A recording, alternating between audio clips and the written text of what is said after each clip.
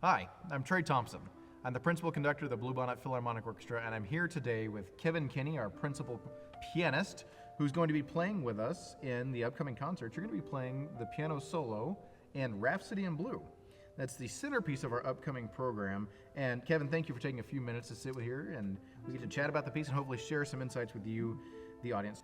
So right off the top, tell me what makes this concert so particularly special? Yeah, so actually we're coming up on just past the 100th anniversary of Rhapsody in Blue being performed. I think it was February of 1924. So. And the anniversary is coincidental. That wasn't the reason we programmed this work. Can you tell us a little bit about why did we program this work?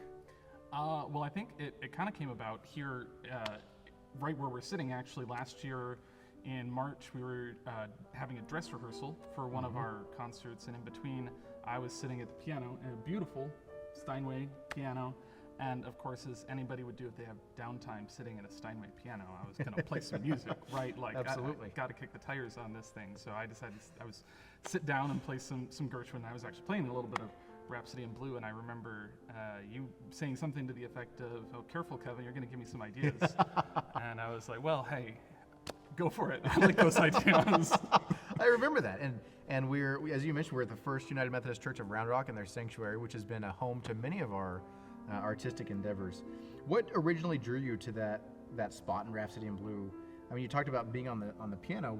Had you learned the piece before then, or was this just a section you had noodled on at some point? I had learned parts of it before. I had kind of like a reduction for single piano that I had started to learn many, many years ago, just for my own personal enjoyment. I'll admit at the time I never got particularly good at it, couldn't actually play all the way through it, but I had it sitting on my shelf, and there were sections of it that I had gotten decent at, and just seemed like a fun, appropriate thing to play on a piano like that. Yeah, and in a room as beautifully resonant as this. Absolutely, yeah. How does this compare? I mean, you do a lot of accompanying work on the piano. How does this experience compare to what you're normally doing at the piano? Yeah, it really is a lot different. A lot of the other stuff that I've played at is, I accompanied musicals, I'll play at my church, I'll accompany schools for concerts or solo and ensemble work and stuff like that. And so it's much more me accompanying some other soloist than actually being the soloist. So that's been a little different for me. I know tonight in rehearsal we even had some moments where I was, you were telling me to be a little bit more free and that you would follow me, and I could feel those words coming from myself when I'm working with someone else. They're singing and I'm like, no, Absolutely. Just sing however, I'll follow you. Getting used to actually being the soloist is taking some getting used to. Do you feel like you've learned anything about being an accompanist from working in the role as the soloist? That's a really interesting question. I think it gives some perspective on just how much open-endedness there is to, well, how do you want to express it? And suddenly you're like, oh, well, I really have to think about that, don't I?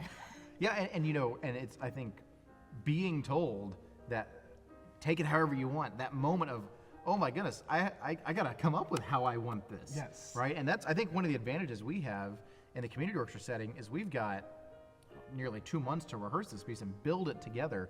At a professional orchestra setting, you're going to have maybe one rehearsal with the soloist, and that's all you get. So I love that in this process and in this particular setting, you and I get to work together in a long form and really flesh this piece out and explore it and dig into it and find all of the intricacies and the nuance. So as you mentioned, we just came from rehearsal a little bit. This was, I think, maybe the 4th or 5th rehearsal with full orchestra. What have you found to be the most challenging of bringing this amazingly difficult solo piano part together with the orchestra?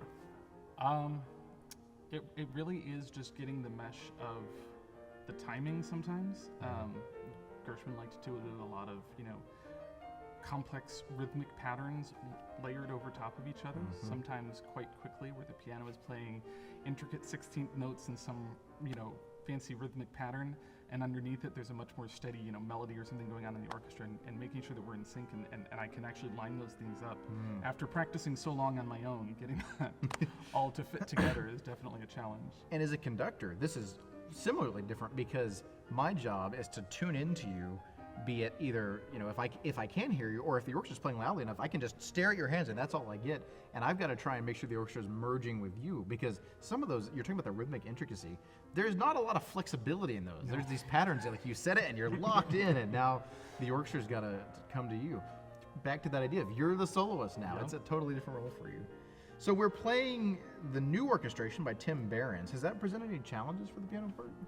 Not for me, because the piano part actually, the solo piano part hasn't changed. I think it's mostly just the rest of the orchestration for everyone else that's a little different as the copyright expired over time. There's been an opportunity for more orchestrations to be written. And I know, I remember when we looked at the options for this and found the Tim Behrens orchestration, one of the advantages of it was plug and play with the original piano part. There's no adaptation. There shouldn't have to be any adaptation. So really, you're right, it is all on us. And the orchestration, I think, has been really wonderful. I think it's rich, it's vibrant, it's colorful. Really enjoyed it. So before we go, could I pester you to kick the tires, as you said, on the Steinway and give us maybe a little teaser of a favorite excerpt? Sure, absolutely.